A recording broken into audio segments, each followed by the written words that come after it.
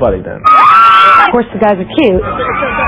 They knew they were probably going to the biggest opportunity of their life. These boys, you know, should be and want to be respected as actual, for real artists.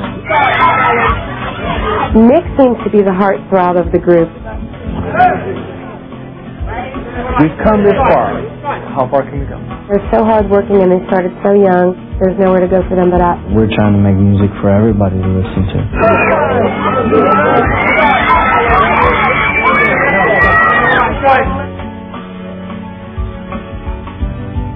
Hi, this is Hildy on XL 106.7 in Orlando, Florida, home of the Backstreet Boys.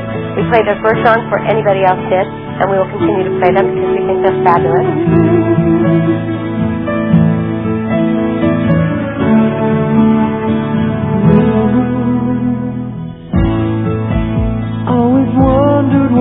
Orlando, Florida is a major fun town in the southeast of the USA. As well as being the place that brought you the Backstreet Boys, it's also home to movie studios and theme parks.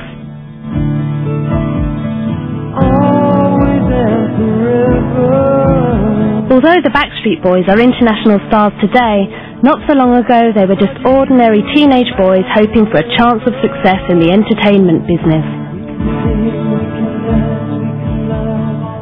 There's an addition of several hundred boys, and resumes were handed in, and Lou Pearlman and Gene Tansey selected 5 boys they thought had the most talent out of the group of people, and that's how it started. Initially, it was Nick, Howie, AJ, Kevin, and Brian came in later. After the auditions, the new band got down to rehearsing the songs and learning the dance routines that would eventually make them international stars. Airship International had a sort of like a hangar warehouse out in Kissimmee where they would store the gondolas for their blimps, and they made space for them to rehearse. It was fun. It was cool. It was interesting. And that evolved into them getting better at focusing on their vocal parts and getting their lines down, and that's just the beginning stages of what it would be like to be in a recording studio. The rehearsals showed there were some problems with the original lineup of the band. As a result, 2 people quit, and although one place was quickly filled by Kevin, the Backstreet Boys were still 1 member short for an important audition at SeaWorld. SeaWorld was something that I had contacted SeaWorld about and asked if they could participate. They wanted to hear and see a lot of the group before they made a decision. At that time, we were in transit. We had dropped a member, and we had to pick up a member.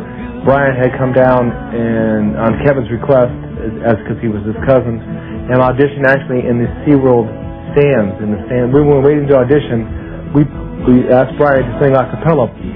Right in the there's a show that's held there on the water, and there's a stage that floats, and we're in the stands, and we had him sing there, and he said, "Yeah, you're fine. You're in."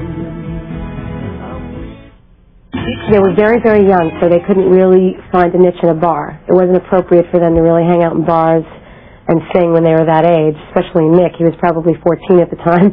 As far as getting bookings, it was a matter of just looking for opportunities that they could do public appearances. They were way too young to go into bars for the liquor license. And it was just a matter of looking in the paper and knowing people that were events that they could be involved in that we could get exposure. And then we looked around and said, "Would you like us here?" Sure. It's gratis. And in gratis performance with a glimpse of what the group could do. Here they are, ready to go to New York. The boys. Oh, that's a great shot. The first big test for the boys was a trip to New York City to meet one of the top entertainment agencies in the world. They were on their way for an appointment at William Morris Agency, a company that handles movie stars and the world's top performers. Here are the boys, getting ready to go to New York for their William Morris debut. We were nobody then, and they knew they were probably going to the biggest opportunity of their life. Hey, we're going to New York. Gonna have some pizza, some bagels, and some fun. Yo, what's up? The New York trip was financed by Orlando businessman Lou Pearlman. Everybody but Howie. We're ready. You ready? Get ready. Get ready? Here we come. I'm gonna die in this plane. Where are you going? Hey, Scott, New York. All right, and you? The Big Apple. Big Apple. Lou? We are the Lou. This is Lou. And Lou is a giver. He loves to do things. I mean, he's a generous, loving man. He really is. Look here, Lou. Who's there? We're having a family gathering. He treated these children like his kids. Why not adopt 5 boys and make them his children? Here we are at the airport now. And Oh, yeah. Hey, dude. Doing good, man. You ready? We're headed, yeah. Picking your nose. I'm not picking my nose. Quit picking your fingers. That's the problem. I'm doing this. More your nose, man. Brian. Whoa. Kev. A little annoyed, but he's okay. You better get better by tomorrow. I just had to say that. Lou was getting all the tickets taken care of, and there he's at the counter. Lou was great about doing that. He's on his way. Got the ticket. Wow! No one knew what New York was really going to be like. It was a very exciting point. This was the breaking point of their career. Howie. Oh, hey. Nick. It's your shoes, Nick. Hey. I beat and they filled me up with that little thing. It was good. All right. Mickey's belt was out. So good? Yeah. Very good. Lou named him out of the fact that it would be something that went along with how rap came along. That it was a street thing. It was something that a variety of culture could identify with. Do it. Pimp Daddy. I'm on time. Big Apple, here we come. Town. Hurry up, brother.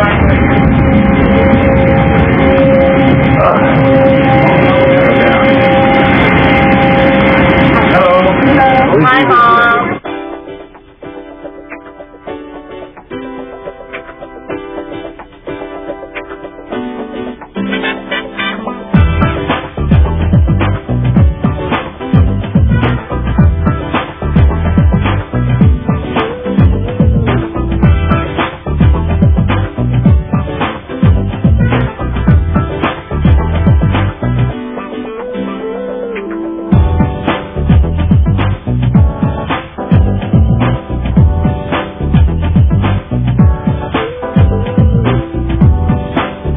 How do you like this? Pretty good. You don't have a pop yet. Still not playing the boy? 30 minutes. What do you want to do? Then last Yes or no?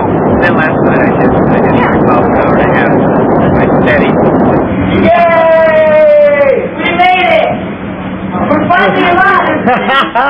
We are alive. Where are you? I gotta get to a bathroom. What's up? How you feeling now? Oh, much better. Better than you? Better. Cool. Mickey's playing with something. Okay. By himself.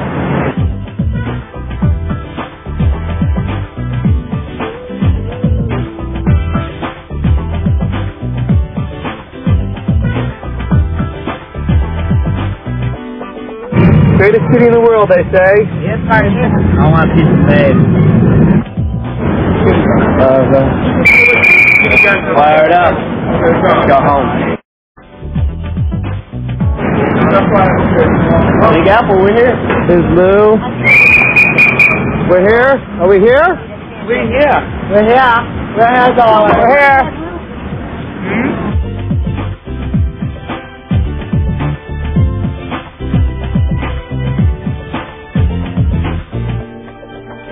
Little trinkets you can buy, guys. What do you think? What do you think? Anything's, This is all mine, I hope you know. Lifestyles with the rich and Nick. You got the credit card? yes, I'll put it on the tab. You will. Okay. Yeah. Good idea. Actually, this is all my girlfriend. I'm gonna get her wedding ring in here somewhere. Wait, Are you gonna marry that woman? I was only kidding. I don't have a girlfriend. All you girls out there, you're my girlfriend. Going into our room. Yeah, we're 1265 in the plaza. Right. Well, We're in the place. This is it. All right.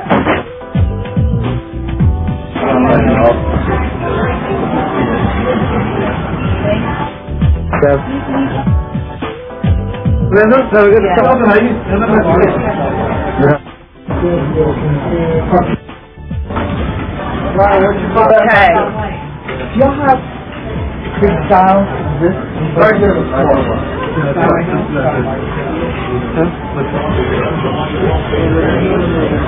Ooh, yeah. Okay.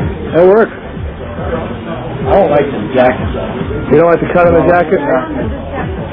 You don't like it? Don't wear it. Love the vest. Yeah. Put the other jacket on, Kevin. Again for him. I mean, he works very himself and The back is wide back like. Too tight? No. Oh. Yeah, this is. where's Billy? Is eating on the top floor. Color. This is silk. What? So same color. We're all going fabric. This is a fabric. With their unique sound, it was only a matter of time and making a few connections before the Backstreet Boys got their record deal. How you get a record deal is often who you know and who will listen. I knew a lot of labels at that time, but the label that was most interested came from an idea that I had. I had seen Star Search in Orlando, and I said, and I had watched many weeks of the competition, and I thought to myself, this would be something that the group could do and be a winner. And we went to Star Search and auditioned for Sam Little. Sam was quite impressed, to say the least, and thought that we would be excellent for the show. The group declined the show because they were afraid psychologically if they had lost for any reason that it might hurt their career. So they declined on doing that.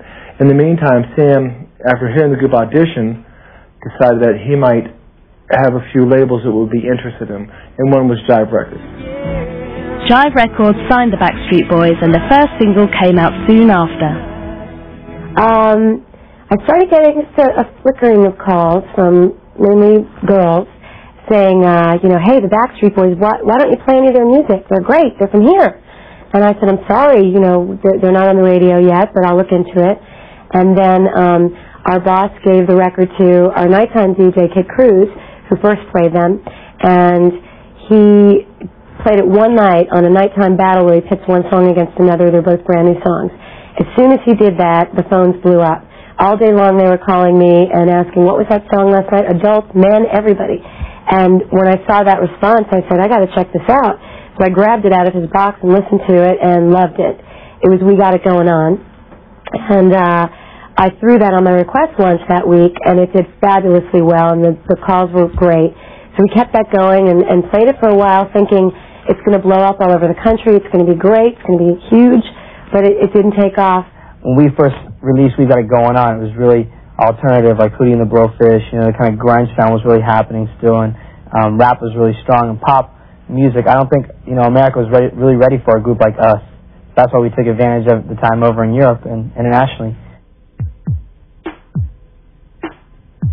The worldwide success of We Got It Going On meant the boys needed a live band to go on tour with. I just ran into an old friend into a club, and he told me about this new group called the Backstreet Boys. By chance, my friend Fred called me up and asked me if I'd be interested. I've never heard of this group.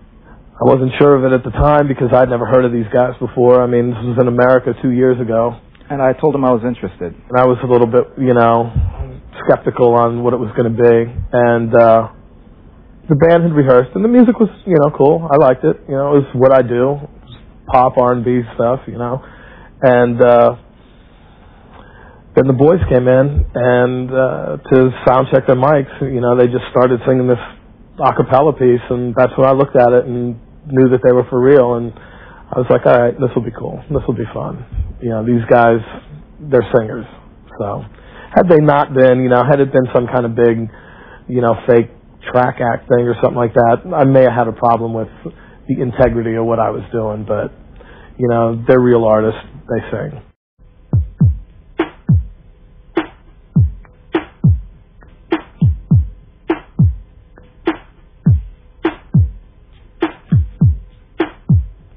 They weren't really doing anything over here. Europe was the scene. I think the market just chose us. It wasn't really, we didn't really have it happen particularly for a reason. We released We've Got It Going On in the fall, actually the winter of 1995, which is, 2 years ago. At the same time, we released it all over the world internationally, and it just really exploded. It took off.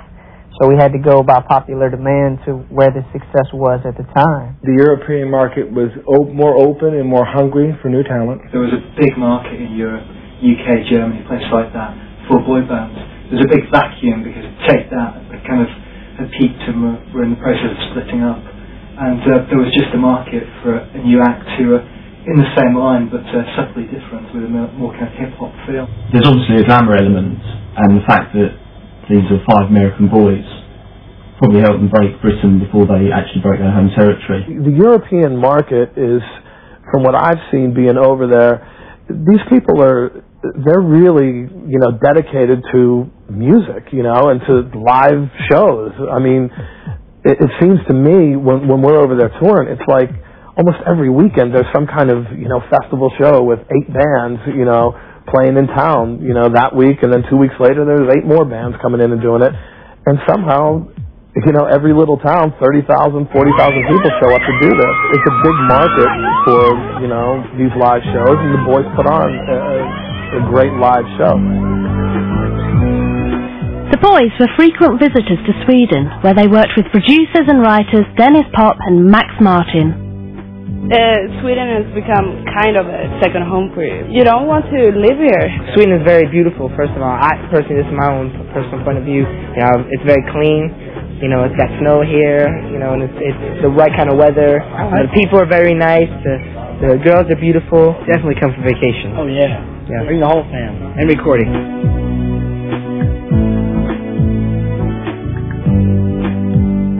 Being in a band, touring Europe while you're still at school, gave history and geography another dimension. It was very, how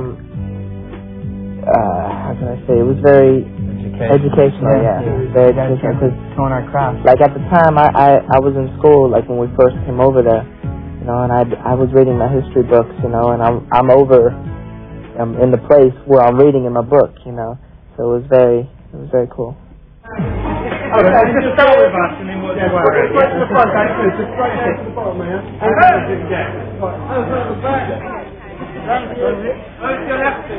Right, guys. All to this one, please. Guys, squeeze in a little bit more. Guys, over here. And then right to the front. That's right up front here. Guys, over here. That's Forest Square.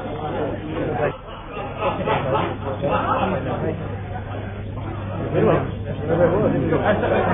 here again. Okay, guys.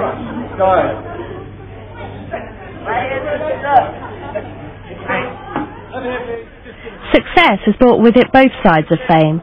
It's not just at public events where they are trailed by enthusiastic fans. Even when they try to do things undercover, somehow the fans always get to know. It's a major event for us to all do something together. There are times we do it. We may go go-karting or go bowling or, something like that. But that just, sometimes that becomes more than it's even worth because it's just, all of a sudden now you've got 200, 300 fans showed up at this place where you were just going trying to, take it easy and have some fun. It's so glamorous to be in a band and make money and be chauffeured around in limousines. On the downside, it's very difficult to have a normal social life. You can never be private. You can never be alone. Is that a problem for you? It's just one of those sacrifices you just have to be willing to make if you're going to be in this business. But it's not really that bad. We don't really have that much time taken away from us. I mean, when we're not working, we get a chance to go out as a group or as friends and just go out and have a good time, whether it be a club or like a restaurant. We have our security make sure everything's cool. When you came here, I mean, nobody knew that you were coming, so I guess there weren't that many people at the airport? No, we snuck in town, but once we got here, it wasn't long until everybody knew that we were here. Word travels fast. I'm pretty impressed, and they're actually just taking it pretty well. That we got here, there was like 2 or 3 fans, and I guess they tell their friends, and their friends tell their friends, and I was like 50 to 60 girls just, following us in packs. And there are hotels that we stay at that they're closing off, 2 city blocks because of, the fans being out in the middle of the streets and stuff like that. So. In the United States, it's not as crazy as it is here. Here, it's a little more difficult for us to go out without being recognized. It's probably a novelty that wears off pretty quick. I think there's a good side and a bad side. There's a lot of good and a lot of attention that they get. A lot of flowers, a lot of cars, a lot of fan mail and stuff. Just this past summer, we had a school supply drive. They just came by to drop off some school supplies and go about their way. There were a crowd of people there just to drop off school supplies, but soon before they came, we hinted that they might be there, but we never said their name for fear that they had blown up so big it would be out of control. But I guess they picked up the hint, because about 20 minutes before they got there, 30 minutes, people started to line up these young girls. There were just races for all the eyes could see, and they were pushing and shoving, trying to get so close to the ropes we had set up, and they were just flimsy ropes. We were just holding them, and they were pushing and shoving and screaming in our ears, and all of us, all the DJs that were there, were just, holding our ears because they hurt so bad from these girls screaming. Oh my God! Oh my God! What do you think about all those girls? All of us were very excited that there's lots of them on this earth. Screaming, and they are hysterical. Can you see the girls over there? Oh, I think it's good. We're still looking for the Swedish bikini team, but we haven't found them yet, I never got that carried away where I like hung out in front of hotels or anything like that. All the fans know that, the Backstreet Boys has ladies around us, but we don't have no girlfriends, so they don't have to worry, Yeah, we're always looking. We try to date whenever we can. I mean, of course, we're just on the road constantly. Speaking for myself, I don't currently have a girlfriend. Being in this business, us trying to find somebody is a little bit harder now because, we're a little bit selective because we're always trying to find the right perfect one who likes us for who we really are, not for what we can give or what we do. So, like I say, you have to have a good personality, a good heart, a good head on the shoulders. And I guess that's my ideal kind of woman for me. Like Howie said, I mean, it's kind of hard to find people in this business that you may or may not know whether they're really looking at you for who you are, or if they're looking at you for being a normal human being, or if they're looking at you as being a Backstreet Boy. So just gotta be careful. Nick seems to be the heartthrob of the group. I wouldn't take that for granted. He's got 1 million web pages devoted to him. He's blonde. He's the only one with that blonde hair and those bright blue eyes. I don't think, And he's a baby. I mean, beauty is something within, as they always say. Looks are secondary. I think you have to find somebody who, talking about femininity and this and that, you have to find somebody who complements your bad side. Somebody who can lift you up, and you can compliment them as well and help them. I mean, not like complimenting like, oh, you're great at that, but I mean, someone who can kind of balance you out, because your negatives can be their positives and their positives can be your negatives. What guy would want, a bunch of screaming girls waiting outside for you? I mean, we love it, love the attention. She called your cab driver bitch when she was out with the car. Oh, no, nay. What'd she do? That's not good. No, she didn't do anything. She just... It's very hard to have relationships when you're in the public eye, especially if you're surrounded by teen hysteria, because I think then your girlfriend becomes a target to like hostile or irate fans. I mean, ever since the Beatles, when John Lennon got married and he had to keep it a secret that he was married, it's been a part of pop culture, really. The fact that boys in bands are meant to have girlfriends. It helps the boys and helps them to grow and know that they're doing the right thing and what the girls want them to do. And I think that it's also good for the girls because it gives them some good role models, because the boys try to be clean cut and a good role model for teenagers. We've been talking a little bit about groups like the Spice Girls, for example, that in the beginning of their career, they said that they were actually a bit younger than they actually are. Do you think that's all right to do that? About lying about your age? No. I mean, lying about your age? Yeah, that's one thing that, it'll catch up to you. Yeah. It's only going to, because you're only going to get older. Exactly. Once they have to see that What's your passport, birthday? you kind of can't avoid it then. What's your birthday? I think their image is, it's not as calculated as it is with certain other boy bands you could mention. What our ages are our age is 17 here to 26. 13. No. Yeah. 6 foot tall. But do you think that's something that management tells you to do? Like, it would probably be okay if you were 3 years younger. Or do you think it's something that the artists themselves choose to go out and lie about it? I think for a marketing aspect, of course, it's to your benefit to remain young.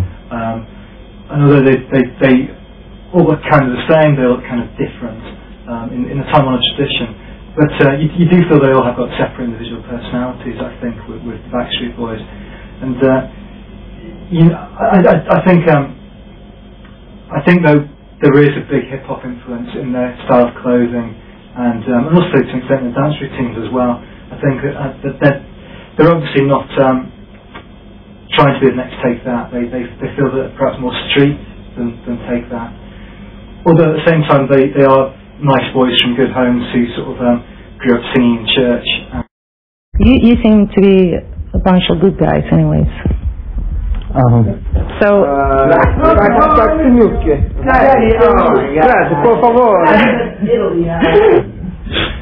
We just try to be ourselves. I mean, we try to stick together and be friends with each other and keep our heads on straight, and just try and do the right thing. Do you feel you have a responsibility towards your audience? For example, not going out saying, "Hey, everybody take drugs," or, I mean, how do you cope with that? We've never, professed to be perfect, that we are flawless, but I mean, when you are in the public eye, and especially when you have a young fan base,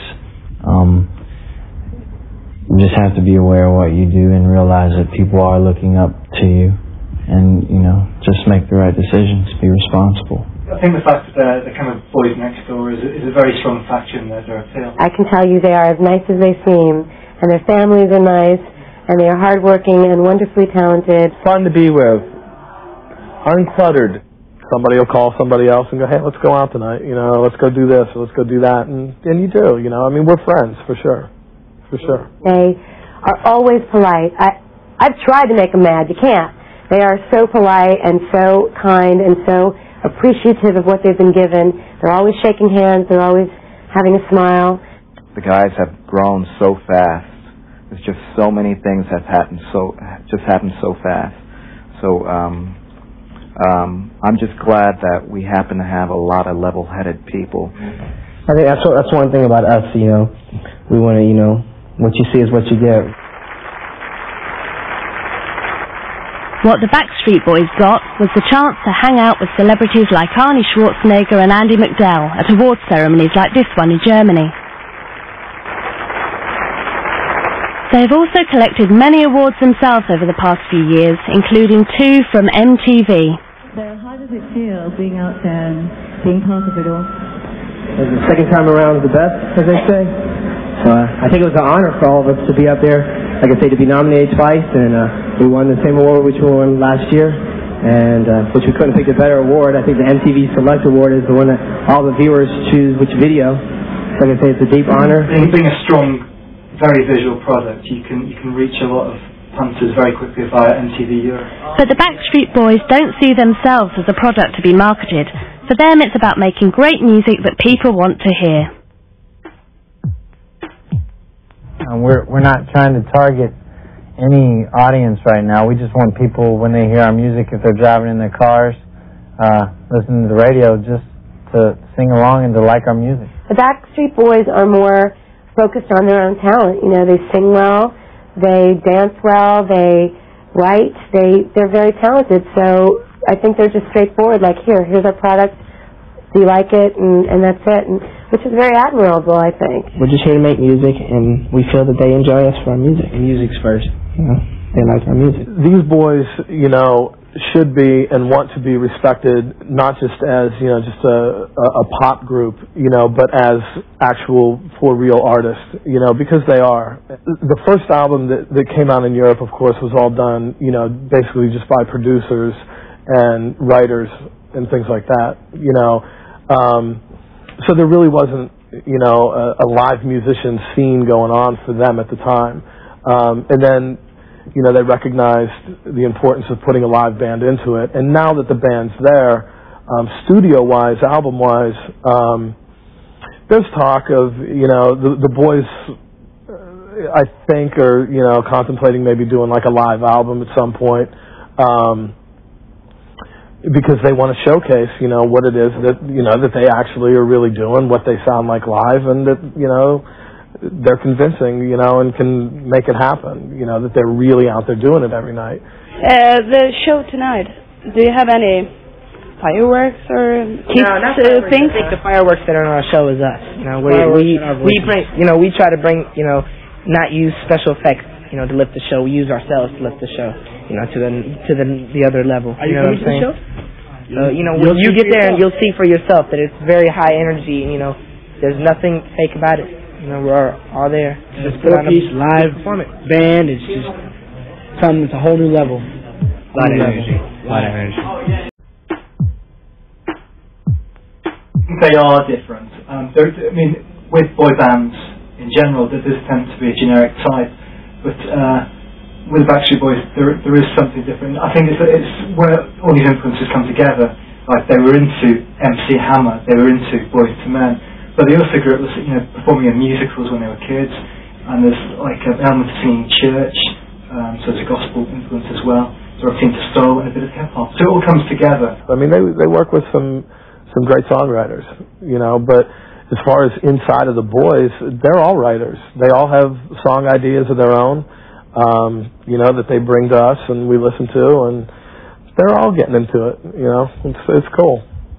A lot of the rock and roll stars that we all are familiar with, Chuck Berry and the local groups in the past, the Temptations, the Four Tops, those type of groups were influential. Nick talked about them. They all talked about them. And some modern day groups. Boys to Men were their idol. They looked at things vocally, more or less vocally, because that's what they were patterning themselves to be as a vocal group. I think with Backstreet Boys, as opposed to a lot of other sort of manufactured pop bands, it seems, is that there seems to be less producer influence. So instead of being exactly mainstream, it seems to try and go out on a limb, and there's influences there from a lot of black artists, from old Motown stuff to even more recent things like Boys to Men, which they seem to have really absorbed and seem to go out on a limb to get that into their productions rather than going for fully produced manufactured pop. Trends come around as far as the fashion industry. Everything's going back to the retro 60s and 70s. Same thing with the rock. The alternative rock is a lot like a lot like the rock of the 60s and 70s. So back in the day, you had all the Motown singing groups and vocal groups, and those were our influences. So that's what we're trying to do. Our music it stems from all of what we grew up listening to, which has now become the Backstreet Boys sound. Constantly looking for material that would identify them as different from every other group, and they found those things. They definitely carved a niche that is distinctly their own. When the boys started out, some of them were so young they were still at school, and balancing the heavy demands of performing with schoolwork was difficult. If AJ had wanted to quit school for this band, had you agreed with him? Actually, we talked about it because he was having a hard time with the tutoring, and I asked him if he wanted to be homeschooled or go for. We have a thing in the United States, he can go for a GED, which is like you take a test when you're a certain age and you can get a diploma, but you can't get into all the universities. So he thought about it, and he said, no, he's come this far, he wants to finish. So it was his decision. Great support. AJ's mother was, as a single mother, was always there for AJ, and Nick's mother and father made frequent trips from Tampa, St. Petersburg area to make sure that he was participating in all the activities. A lot of sacrifices were made on all parts. really tough business, and you better know what you're in for, because there are long hours, they're exhausted all the time. If you don't work those long hours and you don't treat people with respect, you are not going to be more than a one-hit wonder. That's the way it works. To be a member of Backstreet Boys, you need to be able to, do backflips and do splits in midair, and it's incredibly physical. Whereas to be in Oasis, all you have to do is just be able to stand still. So I think being in the Backstreet Boys is probably incredibly hard work. Oh yeah, England as well. Yeah. The tour before that. Yeah. Oh, that's right. That's the third one. Isn't that one back to me? Yeah, the tours get mixed up sometimes. The other one. It's rather like being in a stage production like Starlight Express or something. You have to be incredibly fit. Years ago, MC Hammer boasted that he had the physique of an Olympic athlete because of his dancing. I think it's probably the same for Backstreet Boys. Touring is intense. When you perform, you've got to be on. I mean, failure is not an option. Performers go up and go on stage sick, not feeling good, but you have to go on when you've got to go on. After several years of wowing the world with their songs and their performances, the Backstreet Boys are finally getting the recognition they deserve. Back home in the USA. Tonight Show was, there's something different about, because we've done TV shows in Europe and stuff like that, and I guess the thing is I don't really, know those shows or watch those shows, so I don't realize whether they're like really great shows. I guess I tend to, in my mind, go, it's probably not really that big of a deal, it'll be okay. And then you come to America and you're asked to be on The Tonight Show, and that's something you've been singing all your life. It's a institute in America, and now all of a sudden you're going to be on it. And I mean, really, I'd love to talk to you about The Tonight Show, but about the only thing I remember was some guy standing in front of me counting down 5, 4, 3, 2, 1, and the next thing I remember was Jay Leno standing there going, "Hey, great job." I'm going, "Wow, I hope so." Thanks a lot. Pop has really come back to America. We've kind of got like a little bit of pop R&B flavor, so hopefully it really be accepted here. We've grown so tight. You talk about experiences in Europe. I mean, we've toured all over the world, and we've got a chance to really mold ourselves into something very strong and something very, very tight together. So we're looking forward to just bringing it back home. That's all. It's great. It's a dream come true. Being in this band is,